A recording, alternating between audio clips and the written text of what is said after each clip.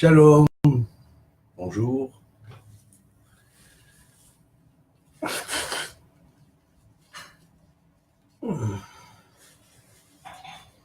Alors, le sujet d'aujourd'hui, c'est d'abord délibérer ou expliquer ce qu'est le grand secret qui est lié, selon la compréhension de la Torah divine, au sacrifice d'Yitzhak.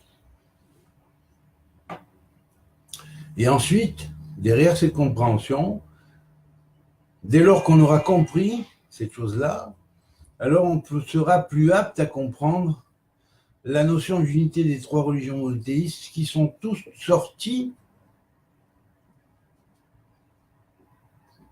du tronc, des branches et des racines du même arbre.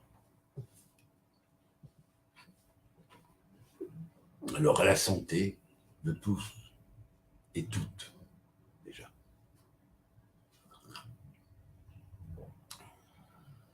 J'ai oublié de dire la bracha. Alors, je me rappelle maintenant. C'est Baruch ata Adonai Eloheinu melech haolam she'akol niya bivaro. Et qu'au fur et à mesure, tous ceux qui ont oublié se rappellent, avec bien d'autres choses encore. Alors bon, je voudrais expliquer que derrière la notion des frères, de frères dans la Torah et on pourrait dire même d'une rivalité qui peut exister en eux, la Torah nous présente ici, d'une manière allégorique, cette espèce de force, ces espèces de forces qui dérivent on pourrait dire, deux forces jumelles célestes qui s'affrontent, qui sont le principe du bien et le principe du mal à un point de vue cosmique. Cela est symbolisé d'ailleurs par le fameux signe des Gémeaux qui représente deux jumeaux, l'un contraire de l'autre. Ça va très bien avec Castor et Pollux, mais ça va aussi avec Yaakov et Esav. Alors d'abord, avant d'aborder cette chose-là, je voudrais aborder le thème métaphysique de la notion du bien et du mal. Donc ce bien et ce mal s'affrontent et c'est un affrontement qui est avant même la création de la Terre. C'est un affrontement qui existe sur le plan même élémentaire dans la formation de l'univers, qui est nécessaire à la formation de l'univers, parce que ça reprend des forces contraires qui sont à la fois contraires, qui s'affrontent, mais qui aussi, quelque part, sont complémentaires. Tant que cela reste, comme nous explique le Sefer Yetzira, le livre de Yetzira, Dieu ressemble à un roi sur son trône, dans l'univers. Dans le monde du temps, il ressemble à un roi dans sa cour. Il y a peut-être des intrigues qui se trament, des complots qui se préparent. Vous voyez ? Et enfin, dans l'âme humaine, ou dans l'âme en évolution vers l'humain, un roi en guerre. Et là, dès lors qu'on a la compréhension profonde de cette chose-là, on peut comprendre comment la réalité de ce que nous appelons bien et mal, lorsqu'elle existe sur le plan cosmique universel, c'est Dieu qui règne de toute façon, il n'y a pas de mal. Lorsqu'elle existe sur le plan du temps, alors bien évidemment, les individus qui perçoivent le perçoivent tantôt dans le bien, tantôt dans le mal, selon ce qui leur arrive et selon ce qu'ils préparent ou agissent. Et puis, lorsqu'on arrive à l'être humain, ou à l'âme développée, consciente, ou en partie consciente,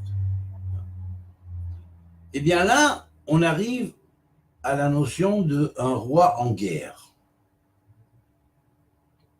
Alors, pesez bien tout ça, hein, bien sûr. Reméditez ça, hein, parce que vous croyez l'avoir compris, mais bien évidemment, il va falloir que vous ressassiez et que vous réfléchissiez et encore réfléchissiez à la chose avant de véritablement l'avoir intégrée et comprise. C'est pas si simple que ça. Il faut bien méditer là-dessus.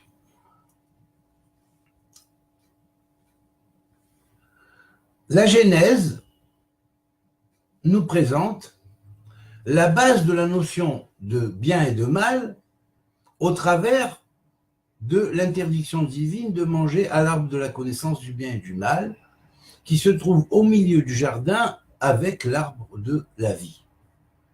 Alors il y a au milieu du jardin d'Éden, présenté devant l'être humain, la conscience en évolution, la conscience intelligente en évolution, deux arbres.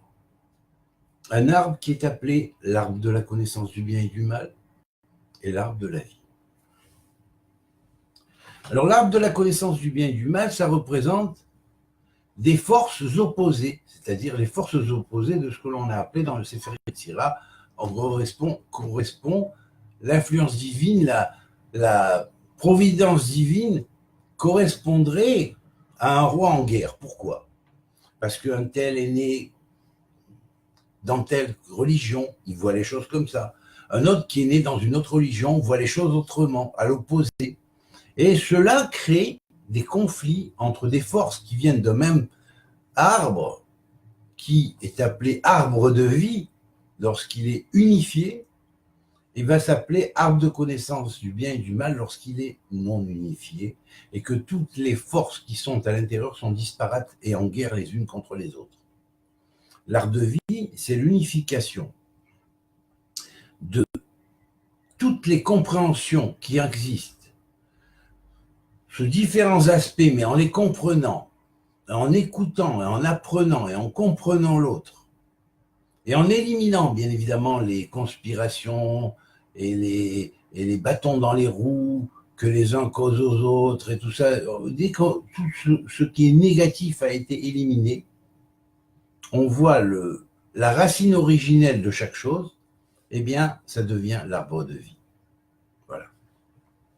Donc, à chacun est donné de transformer son arbre de connaissance du bien et du mal en un arbre de vie, selon où il se situe dans l'arbre de la connaissance du bien et du mal. Côté juif, côté chrétien, côté musulman, pour les religions monothéistes, et puis bouddhistes et autres pour les religions polythéistes. Voilà.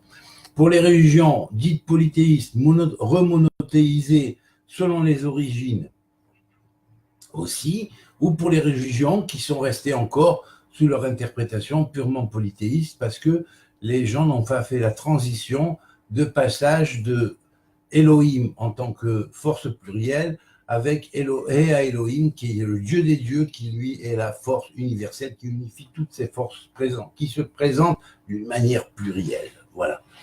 Alors, bien évidemment, lorsque nous touchons à ce problème d'affrontement entre les forces du bien et du mal, nous allons les voir défiler dans l'humain. Alors d'abord, leur premier affrontement va commencer au travers de Caïn et Abel. Caïn va incarner le principe dit destructeur, universel, mais toute destruction est dans un but de reconstruire, mais il ne sait pas. Donc Caïn va détruire. Reconstruction, non su de Caïn quand il avait tué Abel, c'est que Seth va être donné à Adam en remplacement de Abel. Donc au premier stade, les deux frères, ou deux forces contraires, mais qui sont frères, hein, elles peuvent être achor, l'une à l'envers de l'autre, et donc donnant dos à l'autre, parce qu'elle ne veut pas la regarder en face, et ne veut pas regarder quelque chose qui est du même parent ou qui est de lui-même, émané de lui-même. Donc cette chose-là va créer une espèce de rejet d'un pôle par l'autre, et évidemment, les deux forces vont devenir rivales. Et puis,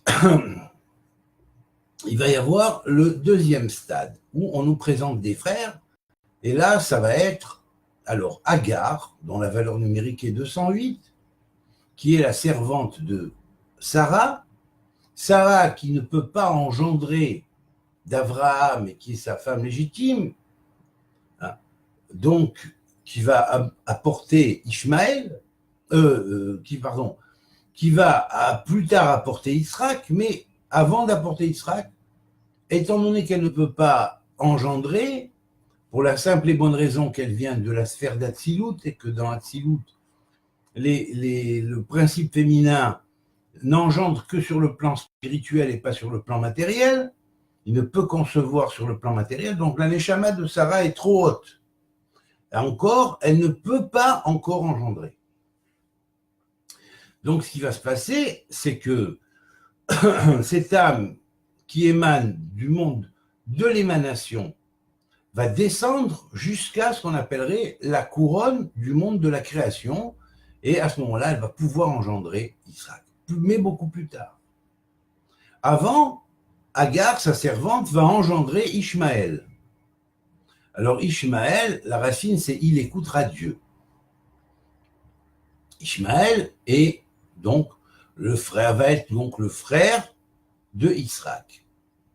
Et va contenir aussi la racine Shama, que l'on trouve aussi dans Shema Israël, qui va être ce qui va plus tard sortir d'Israël au travers d'un de ses deux fils, qui est Yaakov, qui va donner le peuple d'Israël.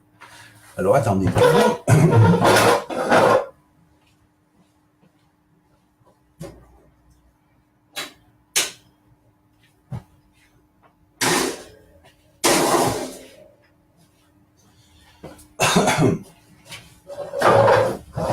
Alors, nous avons donc Agar, qui est donc la servante de Sarah, la servante qui va lui servir par transposition, si on pourrait dire, de réceptacle pour la bria, parce que dans la Atsilut, on ne peut pas engendrer.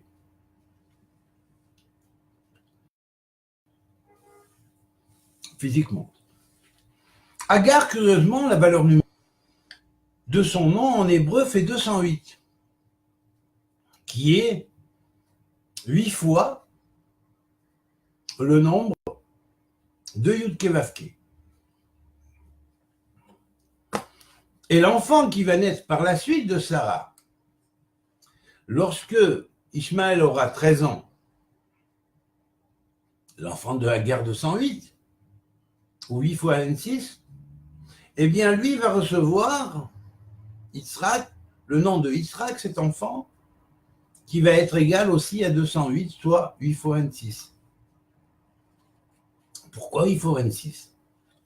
Parce qu'il est porteur du 8e roi. Le 8e roi, c'est celui du Tikkun. Yitzhak étant le premier qui a été circoncis à l'âge de 8 jours, donc, va inaugurer, si on pourrait dire, le cycle d'incarnation de l'Ogdoad sacré, du grand 8 sacré, hein, et qui va amener à l'apparition et le tikkun des 7 rois précédents, le cycle adamique, qu'on appelait les rois d'Édom, et cela va être fait par le biais du 8e roi qui, lui, après les avoir réparés les 7, recevra du 7e, qui est le roi principe qui représente le shalom, la bénédiction de la paix. Alors Israël, quand il aura amené le 8e roi, recevra la paix avec le monde et l'univers entier. Aussi bien le monde de la terre que l'univers entier. Alors, bien évidemment, toutes ces choses-là ne sont pas si faciles à comprendre.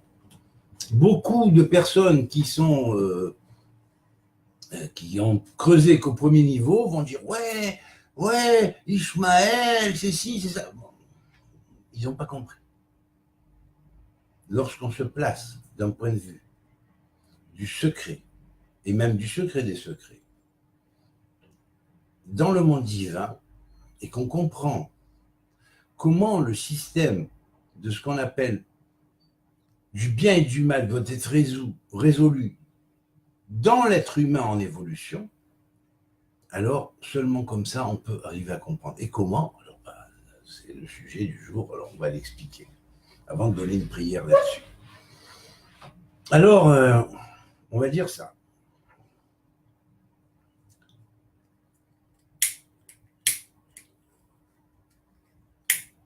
Ah bon, il marche plus, alors.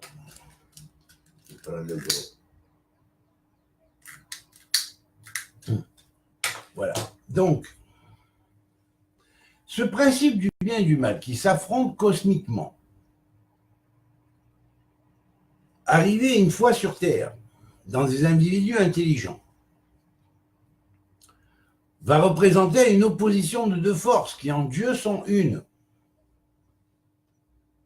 Mais selon l'homme ne comprend pas parce qu'il est figé par l'arbre de la connaissance du bien et du mal, qui est la faute de l'humanité.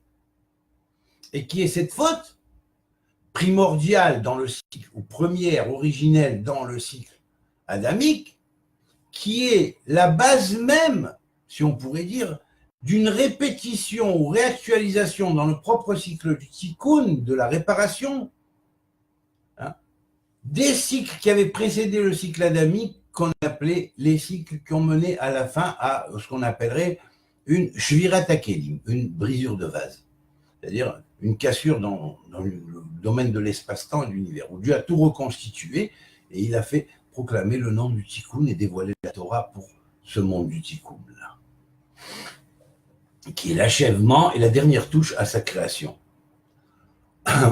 Donc,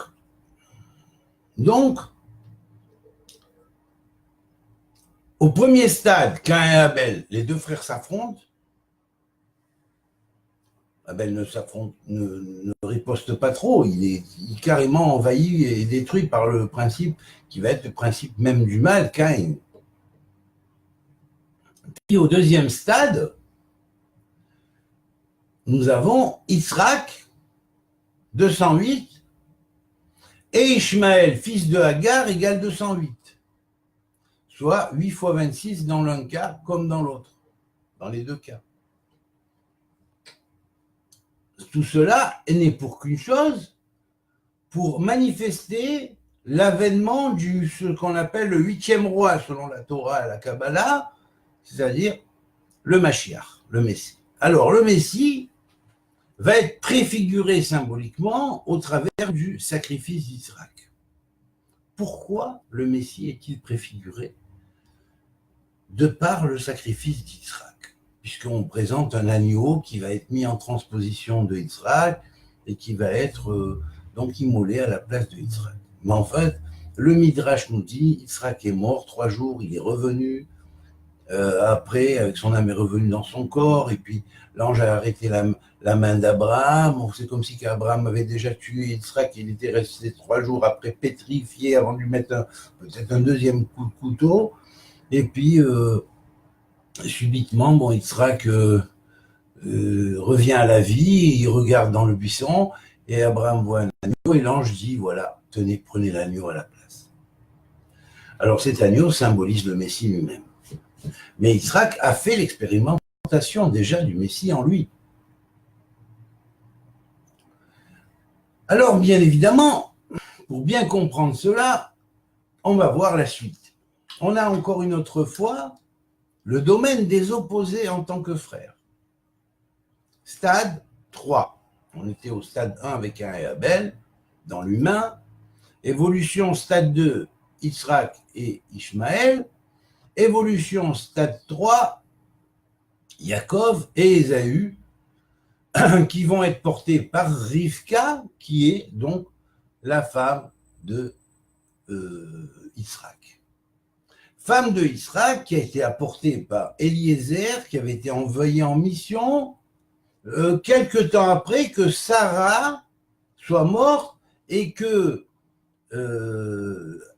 Yitzhak ait porté Agar à Abraham sous un nouveau nom de Ketura, qui va engendrer ensuite 6 autres enfants qui vont être envoyés vers l'Inde, le Tibet et différents pays de l'Extrême-Orient pour corriger et remonothéiser les traditions qui ont été importées là-bas.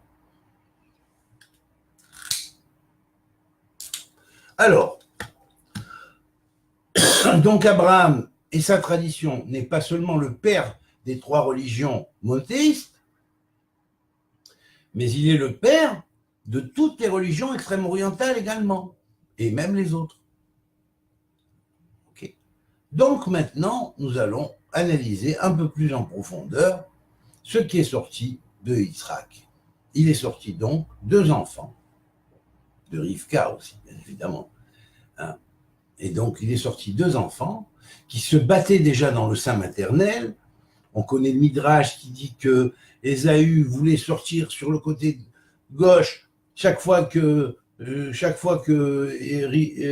Rivka passait devant un endroit où il y avait de l'idolâtrie, alors que Yaakov, lui, chaque fois qu'on passait devant une yeshiva ou un endroit où on étudiait la sagesse, eh bien, Yaakov voulait sortir. Devant cette expérience, Rivka a eu peur de ce qui se passait dans son sein.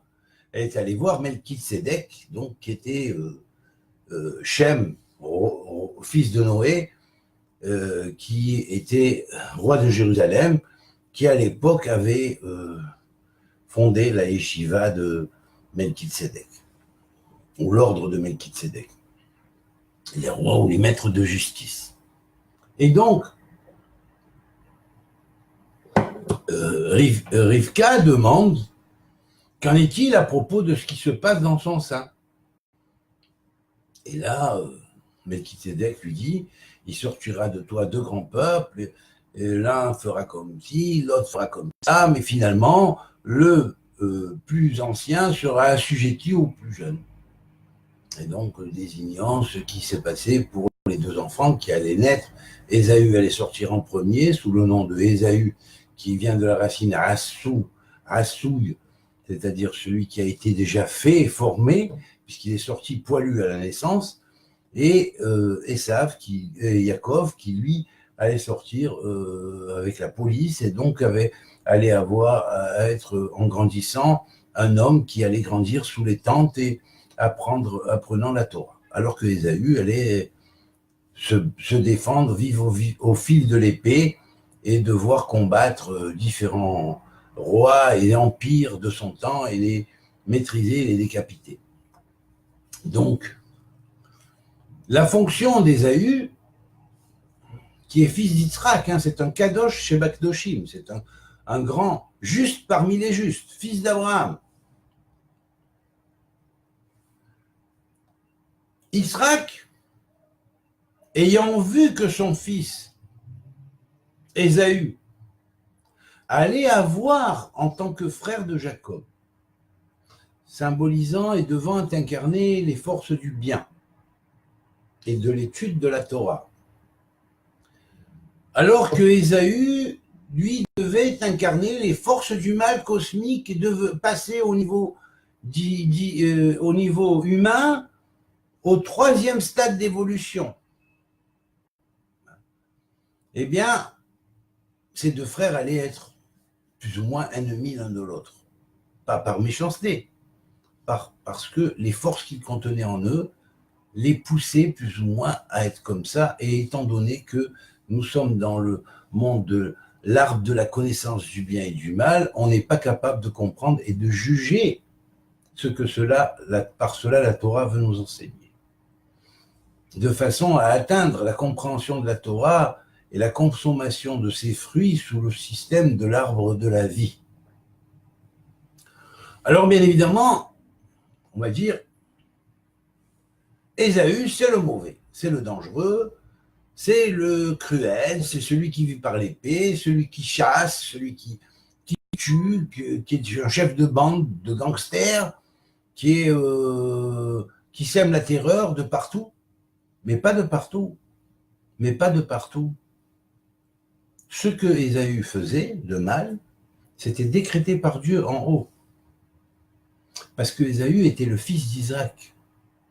Et étant le fils d'Isaac, sa nature sainte émanait d'une sphère que l'en haut, dans le Sefer Yetzira, nous appelons la racine du mal. Comme le Sefer Yetzira énumère 10 grandes racines, 10 grandes profondeurs, la profondeur du commencement, la profondeur de la fin, la profondeur du bien, la profondeur du mal, la profondeur de l'Est, la profondeur de l'Ouest, la profondeur du Nord, la profondeur du Sud, la profondeur du haut, la profondeur du bas. Ces 10 profondeurs, chacune a sa signification. On ne va pas rentrer, ce n'est pas le sujet de l'étude, mais Ésaü émane de ce qu'on appelle la profondeur du mal. Donc le sens d'Ésaü, qui est porteur du 8e roi, c'est-à-dire du Messie,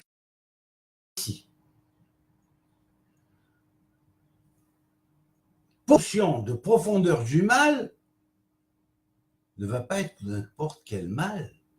Il va être un mal qui émane d'Yitzhak, de la justice divine. Car Yitzhak est lié à la sphira de Gvura, aux justices divines. C'est-à-dire de la perfection de la justice divine. C'est-à-dire que Yitzhak engendre Ésaü, il préfère Ésaü. Parce qu'Ésaü est celui qui ne reste pas seulement à étudier la Torah, est celui qui va sortir pour combattre les forces du mal face à face, pour les détruire sur leur propre terrain. Exemple, c'est lui qui a mis fin à Nemrod, et toute sa clique. Il a tué de nombreux géants qui étaient encore vivants sur Terre, qui s'étaient manifestés après, ou des forces d'extraterrestres mauvais et encore maudits, que s'il n'y avait pas eu cette force-là qui s'était incarnée sur Terre, qui apprivoise apparemment dans le mal, mais dans un mal qui n'est qu'apparent, et a formé des soldats apparemment de mal qui étaient apparents, mais ces soldats-là étaient dirigés par la puissance de la lettre Tav, c'est-à-dire sous l'égide de la Torah, avant d'être Totsaot Mavet. Et donc, ces forces-là allaient combattre le mal sur son terrain, et après avoir combattu le mal sur son propre terrain, elles allaient revenir au travers de la tête d'Ésaü en tant que 8e roi. Et là, on a à nouveau une nouvelle apparence de Ésaü, mais qui, elle, est pour le 8e roi.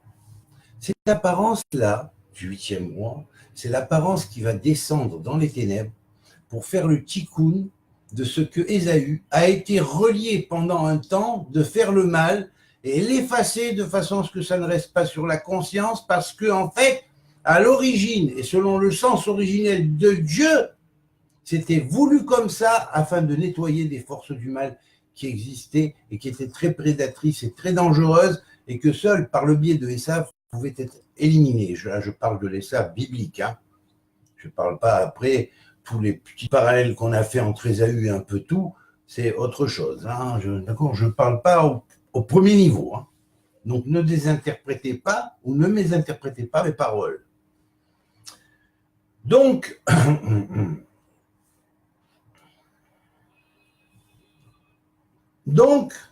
par là, nous allons avoir après le 4e stade des 2 frères. Et nous allons l'avoir avec Aaron et Moshe. Aaron est antérieur à Moshe, comme Esaü est antérieur à Yaakov. Aaron est antérieur à Moshe, comme Ishmaël est antérieur à Yitzhak. Aaron est antérieur à Moshe, comme Caïn est antérieur à Havel. À partir de là, nous avons dit selon David Ameller, et par David Ameller, né sous le signe des Gémeaux, mais avec les 2 puissances parfaitement équilibrées en lui. Hein, il est donc le Machriya Beneataim, la force du milieu qui unifie les deux forces, mais qui, l'une comme l'autre, ont déjà été équilibrées au travers de Moïse, Moshe et de Aaron, puisque Moshe et Aaron vont réaliser cette fameuse sentence que David Ameller dit, qu'il est bon, qu'il est doux à 2 frères de vivre dans une étroite harmonie. הנה מה טוב ומה נעים, שבת אחים גם יחד. הנה מה טוב ומה נעים, שבת אחים גם יחד. הנה מה טוב ומנעים, הנה מה טוב ומנעים, שבט אחים גם יחד. Et alors là, c'est comme de l'huile parfumée. Bien sûr, parfumée, puisque l'huile sert à l'onction, et ce qui sert à dévoiler que le Mashiach étant symboliquement Cohen, Léolam, selon le principe de Melchizedek, alors évidemment, il reçoit l'huile d'onction, hein, et donc c'est par la réalisation de cette chose-là que le Malchut Bet David, la génération de David, qui va porter les véritables Kohanim et qui lui est appelé aussi Cohen Léolam, eh bien, la véritable royaume d'Israël sera reconstitué. Voilà, donc ça, c'est le 5e stade. 4e stade, les deux frères sont en paix. Ces deux forces, l'une émanée de ce qu'on pourrait appeler Emek Ra, la profondeur du mal qui émane de la Bina, et qui contient en soi le principe du Mashiach, du Messie. Mais c'est un mal qui va venir pour punir les méchants, car il va être antéchrist pour les méchants quelque part, si vous voulez, ou principe inversé pour les méchants, et il sera principe positif pour les bons, pour ceux qui ont cherché la paix, pour ceux qui ont voulu l'amour et qui ont voulu la fraternité entre les êtres humains. Par contre, les autres vont le recevoir comme un soleil noir. Voilà. Ils seront aveuglés par la lumière qui les atteindra. Malheureusement, ils n'ont rien voulu faire pour préparer leur kélim. Mais néanmoins, chaque jour est positif et chaque jour, on peut prendre conscience, faire teshuva et se repentir et dire, voilà, finalement, on est tous devant Dieu, on est tous émanés du même Dieu, on doit se respecter les uns les autres parce qu'il y a des choses dans les plans de Dieu qu'on n'est pas capable de comprendre. Comme certains ont dit, les projets de l'internel sont impénétrables, par contre, les marshava ou les pensées des hommes sont des vérités. Voilà. Alors maintenant, bien évidemment, qu'on a vu plus ou moins le problème, je vais émettre une prière. Et en particulier, cette année, elle est très importante. Je m'adresse à tous mes frères, juifs, chrétiens, musulmans, mais aussi bouddhistes, druidistes, et de toutes les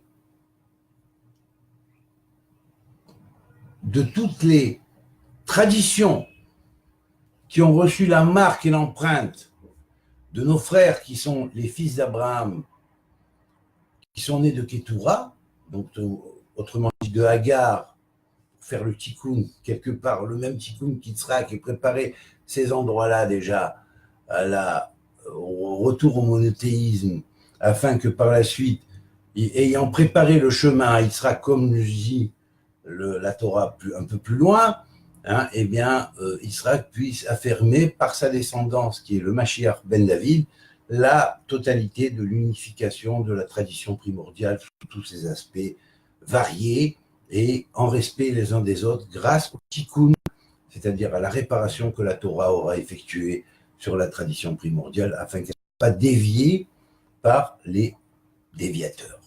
Ceux qui, je ne dis pas les aviateurs, là c'est les déviateurs, hein, c'est pas pareil. Voilà. Alors bien, il faut bien prendre conscience que le tikkun inclut pas seulement un tikkun sur un truc ou sur un autre, sur un peuple ou sur un autre, il implique un tikkun sur soit chacun des 72 rameaux que représentent les branches desquelles sont émanées toutes les civilisations cosmiques du ciel qui ont pu transmettre au peuple de la terre les doctrines en relation avec leur propre tradition. Voilà. Mais qui ne sont que des traditions terrestres et qui existent toutes en tant que traditions célestes. Donc c'est à tous ces gens-là que je m'adresse et à leur mazalot. Comme a dit le prophète Daniel, comme il est marqué dans le prophète Daniel, Daniel vit l'homme vêtu du vêtement de lin blanc, qui se tenait au-dessus, l'homme ange qui se tenait au-dessus des berges du Nil, Yéhor c'est le Nil en hébreu, hein, eh bien, Yéhor veut dire aussi celui qui transmet la lumière. Hein. Alors, eh bien, lui, il voyait la prophétie. Mais les compagnons de Daniel ne virent pas la prophétie. Cependant, Mazala, leur Mazal, Mazlehem, Raou, attendez-vous, leur Mazal, leur moi supérieur, a vu la névoie. C'est à ces moi supérieurs qu'il est en chacun de vous que je m'adresse. D'abord, faites passer cette vidéo. Faites-la passer le plus possible. Et ensuite, que nous ayons, avec l'aide de Dieu, qui a tout vu, qui a tout su, qui connaît tout et qui connaît le cœur et les reins de chacun, et là-dessus, on ne peut pas le berner en l'achetant ou en achetant ses ministres. Les véritables ministres de Dieu, ce sont les anges. Ce sont ces catégories d'anges. Ceux-là, on ne peut pas les soudoyer. Eh bien, c'est à ceux-là que je m'adresse, afin que nos consciences soient connectées avec quelque chose de plus haut. Et pour cela, je vais rappeler quelques passages que j'ai écrits dans mon livre de l'Ascension. À mon retour d'Ascension, donc, c'était ça. Bon, je vais lire simplement maintenant.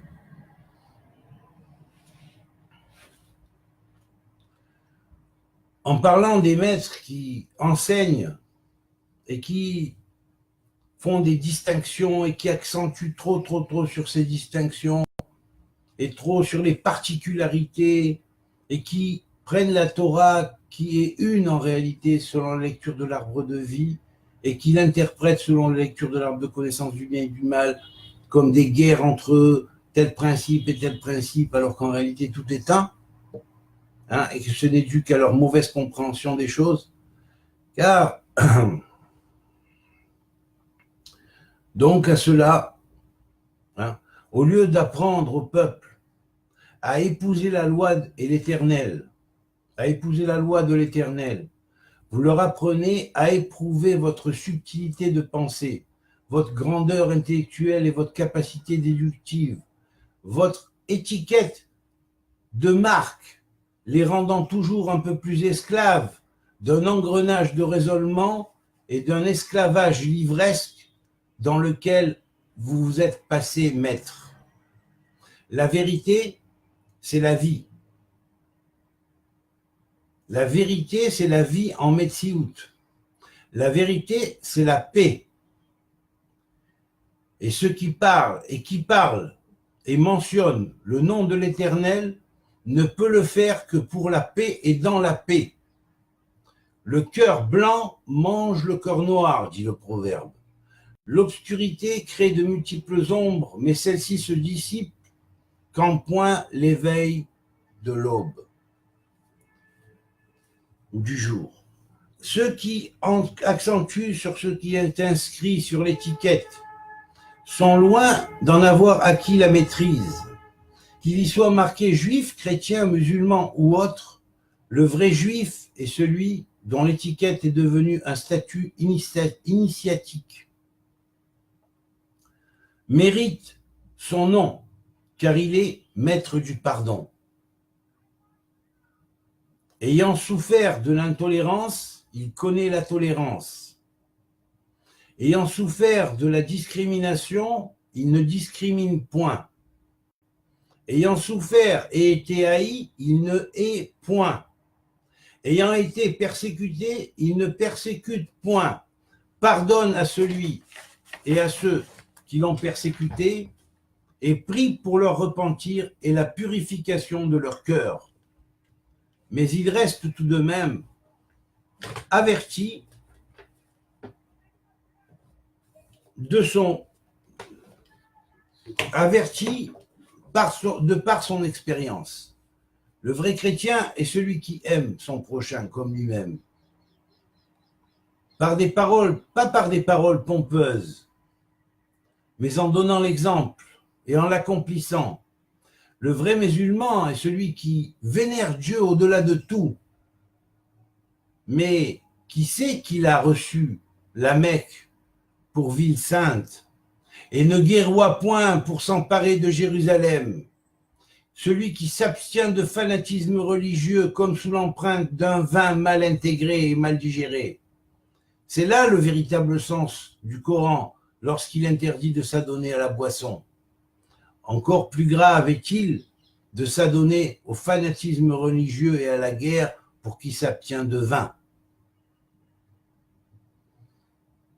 Hommes de la terre, tirez-vous de votre sommeil et cessez de considérer les textes sacrés sous tous leurs noms, avec l'œil du sectarisme et de la haine, partant à la quête d'un soi-disant Graal à la pointe de l'épée.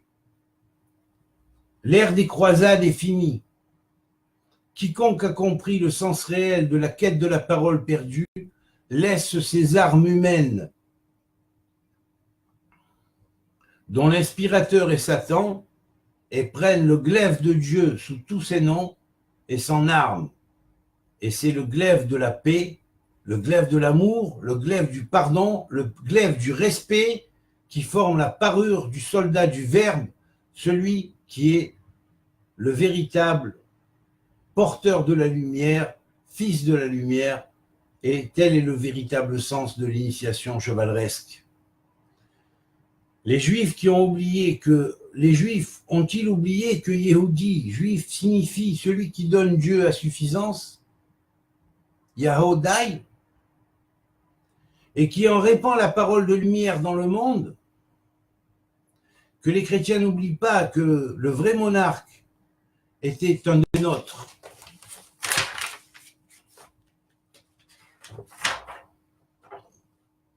Qu'il était juif et donc porteur de cette lumière aux gentils.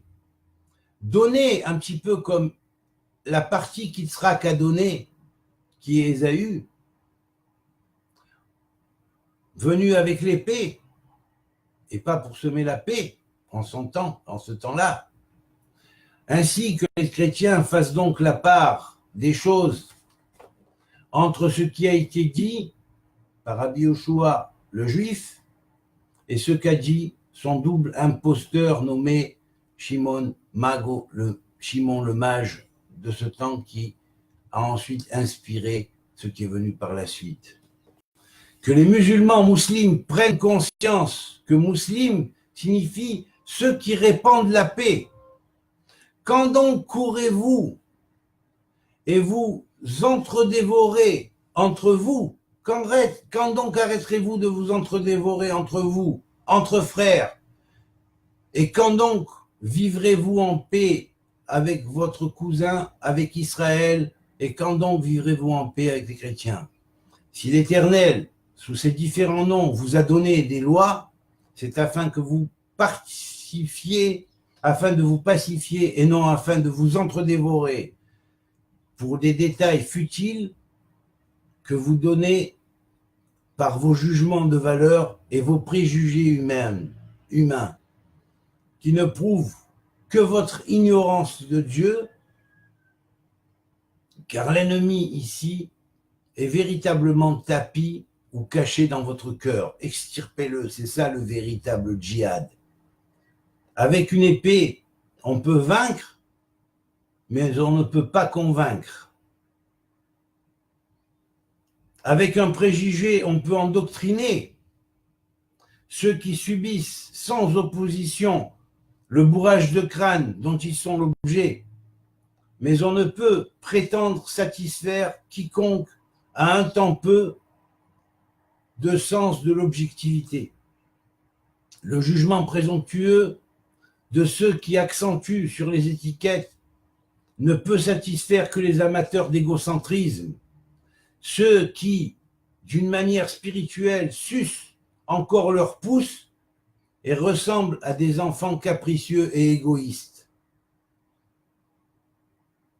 À vous, princes de l'Église, vous qui avez agi et trahi Israël par toutes sortes de fausses accusations et toutes sortes de mésinterprétations de la loi, qui l'avez forcé à adopter une attitude sectaire, à se retrancher et à abandonner le monde, qui l'avait persécuté et qui avait converti mon peuple à la pointe de l'épée.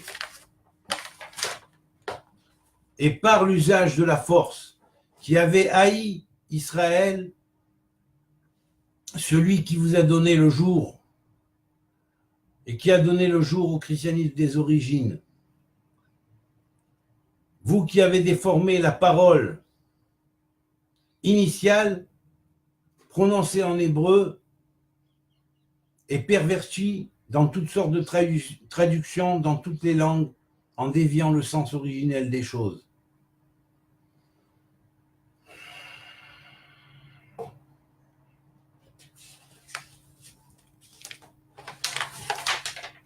Bon, après, j'ai tout énuméré, les 7 têtes de la bête, avec leur correspondance exacte telles qu'elles avaient été calculées déjà, dévoilées à moi en 1985-86, et donc 83, même déjà, j'avais reçu ce code-là, mais par la suite bien plus élucidé à partir de 85-86.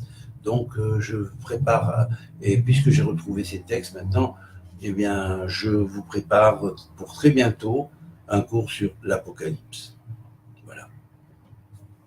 Et bien, la notion du 666, bien expliquée politiquement, et là, on verra toutes les têtes de la bête, une par une, et on comprendra en quoi ça a été synthétisé au travers de ce nombre. C'est parce que en hébreu, lorsqu'on calcule en hébreu, ça fait cette valeur 666. Voilà. Alors, je vous souhaite une très bonne après-midi, un bon lundi après-midi, comme il dit Mokhtar, et puis que l'âge d'or de la cabale espagnole renaisse, dit Paco. Je veux revoir naître l'âge d'or de la cabala espagnole. Allez, bientôt. Que Dieu vous bénisse. Koltou, amitié à tout le monde et faites passer ce poste, ne le laissez pas. Il est important, ne le laissez pas. Et ça m'aidera peut-être bientôt à faire éditer ce livre, fameux livre de l'Ascension. Et là, vous y verrez comme les recommandations d'un petit supplément aux 5 livres de la Torah de Moshe.